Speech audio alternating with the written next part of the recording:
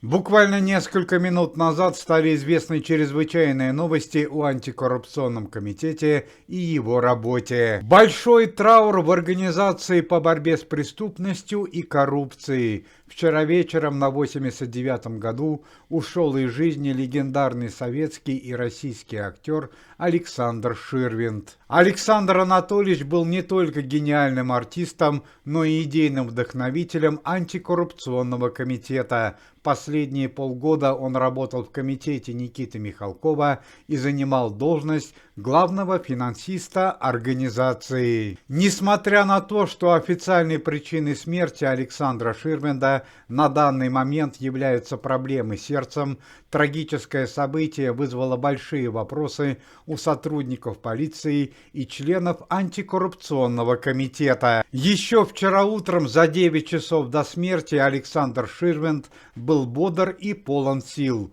Он дал интервью центральной прессе, строил далеко идущие планы, а за 5 часов до трагического события у него состоялась деловая встреча с представителями телевизионных каналов НТВ, ТНТ и Первый канал. Хорошо известно, что Александр Ширвинд в самом ближайшем будущем планировал запустить собственную радиостанцию антикоррупционного комитета и телевизионный канал, который будет посвящен работе организации и культурной жизни России. Именно по этому вопросу у Александра Анатольевича и состоялась деловая встреча с представителями других телевизионных каналов, после которой артист почувствовал себя резко плохо и был доставлен в больницу.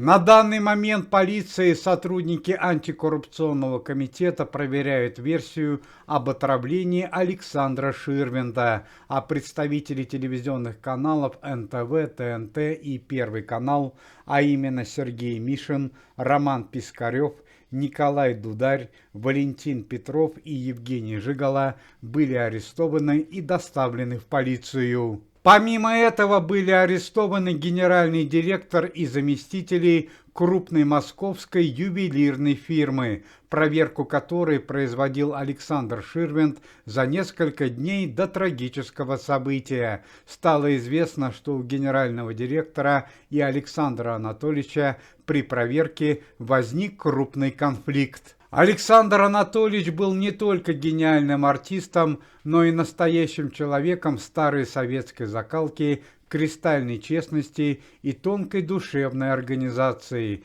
Замечательный актер постоянно жертвовал свои личные финансовые средства на лечение тяжело больных детей. Большую часть своего завещания Александр Ширвинд оформил на развитие театра, строительство детских больниц и лечебно-оздоровительных комплексов. Зрители с большим стажем могут помнить, что еще 1,5 года назад Александр Ширвинд перенес страшную семейную драму. Еще осенью 2022 года внук артиста Андрей совершил нападение на своего легендарного деда ради корыстных целей. Он нанес великому артисту серьезную черепно-мозговую травму. Принципиальный Александр Анатольевич не стал выгораживать своего внука от тюрьмы и написал на него заявление в полицию. Внук легендарного актера Андрей за нападение на своего деда был осужден на 8 лет и пробыл в местах лишения свободы полгода, а позже скончался в результате сердечного приступа. Уважаемые зрители, если вы желаете выздоровления членам комитета и поддерживаете их деятельность, то можете поставить лайк под видео и написать поддерживающий комментарий. Вечная память Александру Ширвинду.